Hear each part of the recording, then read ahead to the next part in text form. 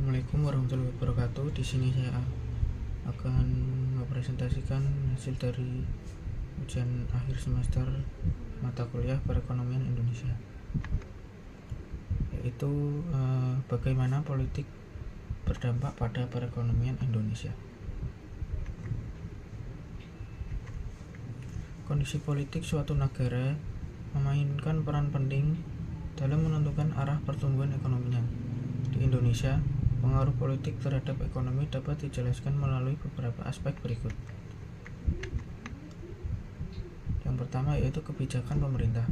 Kebijakan yang dibuat oleh pemerintah sangat menentukan stabilitas dan pertumbuhan ekonomi.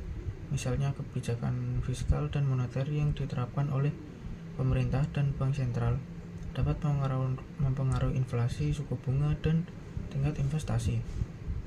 Pemerintah yang stabil dan pro-bisnis cenderung menciptakan lingkungan yang kondusif bagi investasi dan pertumbuhan ekonomi. Yang kedua yaitu stabilitas politik.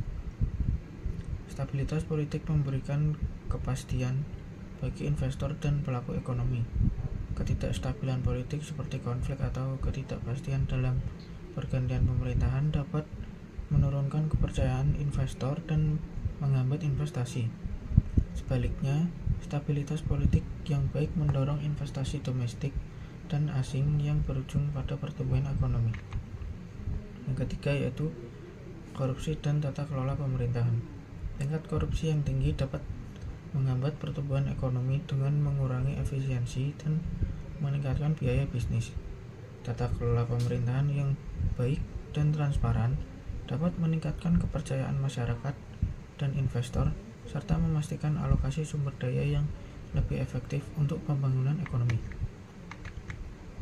Yang keempat yaitu reformasi birokrasi. Reformasi birokrasi yang efektif dapat meningkatkan efisiensi pemerintahan dan pelayanan publik.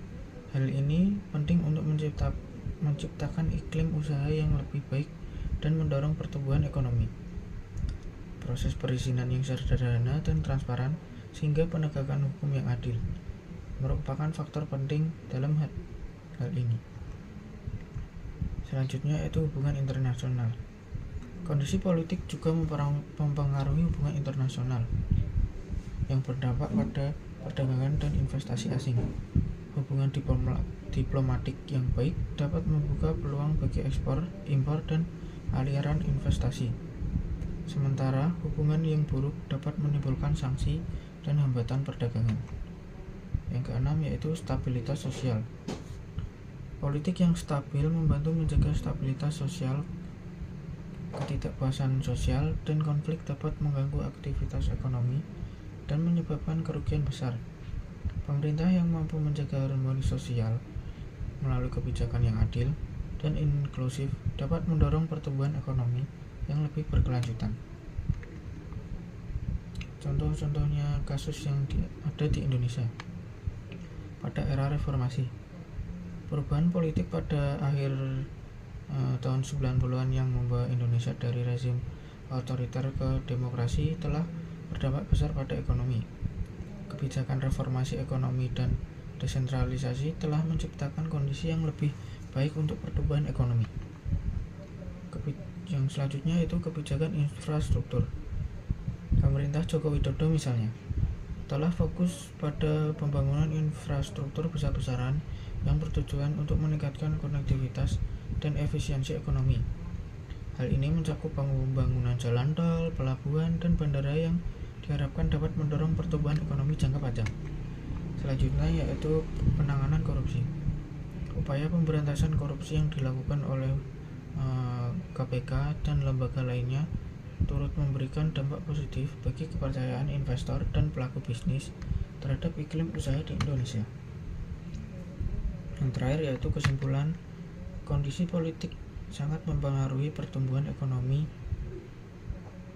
Indonesia melalui berbagai saluran seperti kebijakan pemerintah, stabilitas politik, tata kelola pemerintahan, reformasi birokrasi, hubungan internasional, dan stabilitas sosial.